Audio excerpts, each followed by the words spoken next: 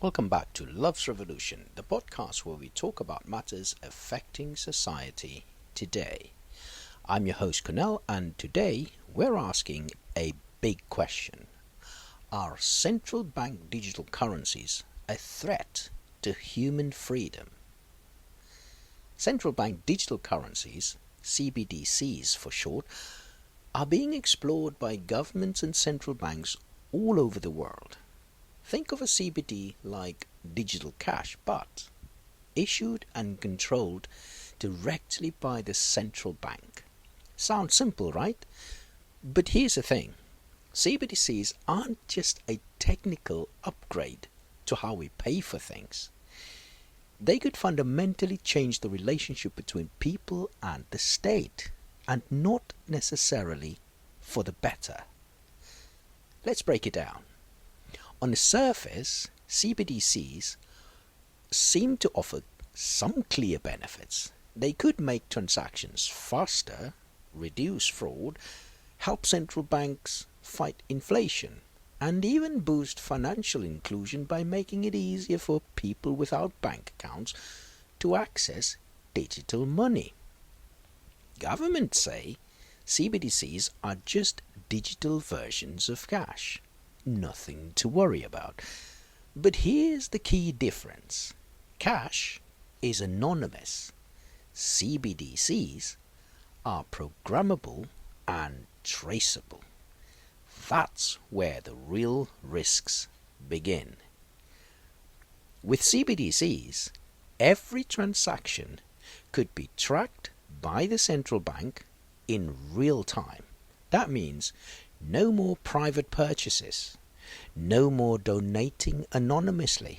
Every cup of coffee, every book, every charitable gift, you leave a data trail.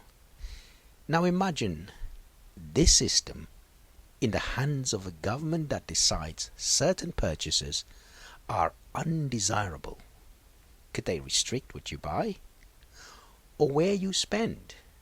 In some pilot programs, central banks have actually tested expiration dates on digital money, forcing people to spend it by a certain time or lose it.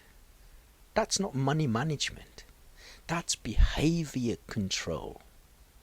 CBDCs are programmable, meaning the issuer could place conditions on how money is spent. Let's say the government wants to reduce what they call carbon emissions. Could they block you from buying plane tickets or limit your fuel purchases? Or take it a step further. What if your political donations, protest participation, or social media affect your ability to spend?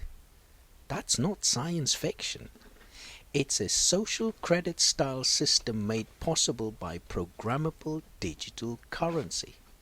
This isn't just about tech, it's about power.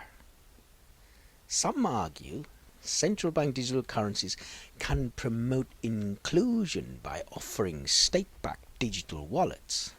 That's true. People who don't have access to banks could participate in the digital economy.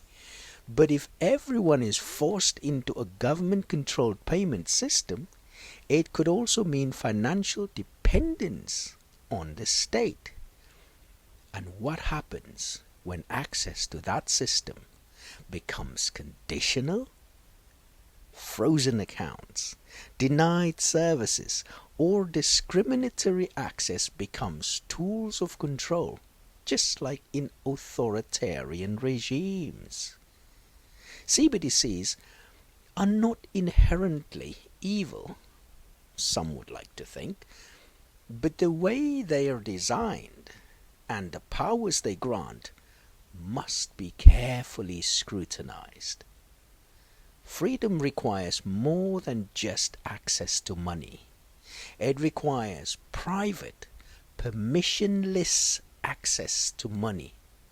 If the state controls when, where, and how you spend, then financial freedom becomes a privilege, not a right.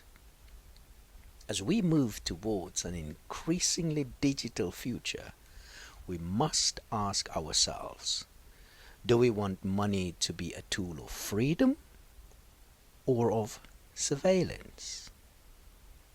That's it for today. If this episode got you thinking, share it with a friend and keep the conversation going.